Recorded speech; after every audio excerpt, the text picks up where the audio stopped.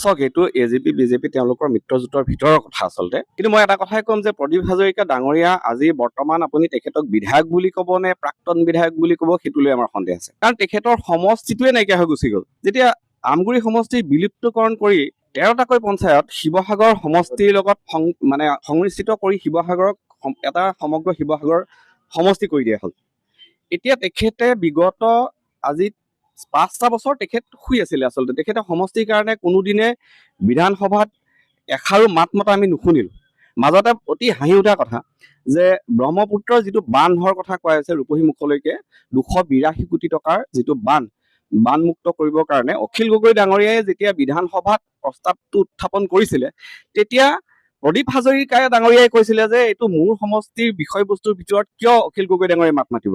তেখেতেতো নিজে নেমাতেই, যদি বেলেগেও কোনোবাই মাতে তেতিয়াও তেখেতৰ আপত্তি আহি যায়। দ্বিতীয় কথা, আপোনালোকে শিৱসাগৰ সমষ্টিৰ অলি গলি নিশ্চয় ঘূৰিছে। আজি শিৱসাগৰ সমষ্টিৰ পুৰণা যিকেইটা আছিলে 13টা পঞ্চায়ত, এই 13টা পঞ্চায়তত প্ৰায়বিলাক ৰাস্তা পদূলি নিৰ্মাণ হৈ গৈছে, কিন্তু আপুনি আমগুৰি সমষ্টিলৈ যাবচোন, 90% ৰাস্তা পদূলিৰ ইমানেই বিধ্বস্ত অৱস্থা।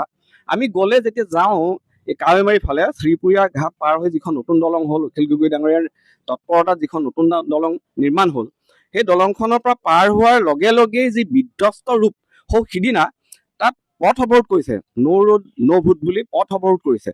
কিয় কৰিছে? যে বিগত 15 বছৰত সেইবিলাক অঞ্চলত কোনো ধৰণৰ ৰাস্তা পদূলি নিৰ্মাণ বা অন্য যিকোনো, এতিয়া মানুহে কৈ থাকে শিৱসাগৰ সমষ্টিত কি হৈছে, আমিতো বহুত বস্তু দেখুৱাব পাৰোঁ যে শিৱসাগৰ সমষ্টিৰ পুৰণা যিকেইটা বিধানসভা পঞ্চায়ত আছিলে সেইকেইটাত বহুতবিলাক কাম হৈছে, কিন্তু আমগুৰি সমষ্টিতটো তেখেতসকলে এটাও উদাহৰণ দেখুৱাব নোৱাৰে যে শাসকীয় দলৰ মিত্ৰ দলৰ এজন বিধায়ক হৈ তেখেতসকলে আমগুৰি সমষ্টিৰ কাৰণে এইটো বস্তুৱে আনিলে বুলি তেখেতসকলে দেখুৱাব নোৱাৰে।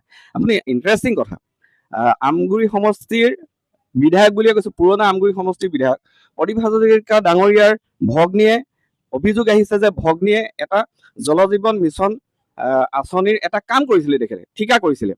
আজি বহু বছৰ কাম কৰাৰ পিছত আজিলৈকে তাত এটোপাল পানীও নোলালে। গতিকে তেনে এজন মানুহে শিৱসাগৰ সমষ্টি, সমগ্ৰ শিৱসাগৰ সমষ্টিলৈ কিবা উন্নয়ন কৰিব বুলি আমি কেতিয়াও ভবা নাই, আৰু শিৱসাগৰ ৰাইজেও নিশ্চয় নিবিচাৰে। যিকোনো খবৰৰ বাবে যোগাযোগ কৰক আমাৰ এই নম্বৰত 9181 307 2221।